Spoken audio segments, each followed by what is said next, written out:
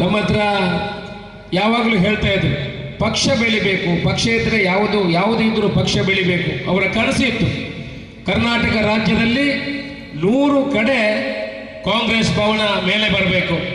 ಅದಕ್ಕಾಗಿ ಒಂದೇ ದಿವಸ ನೀವು 100 ಕಾಂಗ್ರೆಸ್ ಭವನಕ್ಕೆ ನಾನು ಶಿಲಾನ್ಯಾಸ ಮಾಡಬೇಕಂತ ಕಲ್ಪನೆ ಇತ್ತು.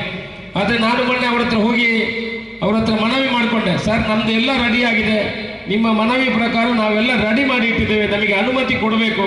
ನಾವು ಇನ್ನು 6 ತಿಂಗಳಲ್ಲಿ ಈ ಕಟ್ಟಡವನ್ನು ಕಟ್ಟಿ ನಿಮ್ಮ ಕೈಯಿಂದ ಮುಖ್ಯಮಂತ್ರಿಯಾಗಿ ನೀವು ಬಂದಾಗ ನಿಮ್ಮ ಕೈಯಿಂದ ಅದನ್ನು ಶಿಲಾನ್ಯಾಸ ಮಾಡ್ತೀವಿ ಅನ್ನೋ ಒಂದು ವಿಚಾರವನ್ನು ಹೇಳಿದ್ದೇವೆ, ಉದ್ಘಾಟನೆ ಮಾಡ್ತೀವಿ ಅಂತ ಹೇಳಿದ್ದೇವೆ.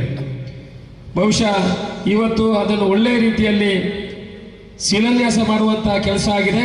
ಇನ್ನು 6 ರಿಂದ 7 ತಿಂಗಳ ಒಳಗೆ ಅದನ್ನು ಉದ್ಘಾಟನೆ ಮಾಡಲಿಕ್ಕೆ ಕೂಡ ನಮ್ಮ ಇಲ್ಲಿ ದೊಡ್ಡ ಕಾರ್ಯಕ್ರಮದ ಮುಖಾಂತರ ಅದನ್ನು ಮಾಡುವಂತಹ ಕೆಲಸವನ್ನು ಮಾಡ್ತೇವೆ ಅನ್ನೋ ವಿಚಾರವನ್ನು ಹೇಳಿ, ಪಕ್ಷ ಅಂತ ಹೇಳಿದ್ರೆ ನಾನು ನಿಮ್ಮ ಹತ್ರ 1-2 ಮಾತು ಮಾಡಿ ನಾನು ಮುಗಿಸ್ತೀನಿ. ಪಕ್ಷ ಅಂತ ಹೇಳಿದ್ರೆ ಒಂದು ದೊಡ್ಡ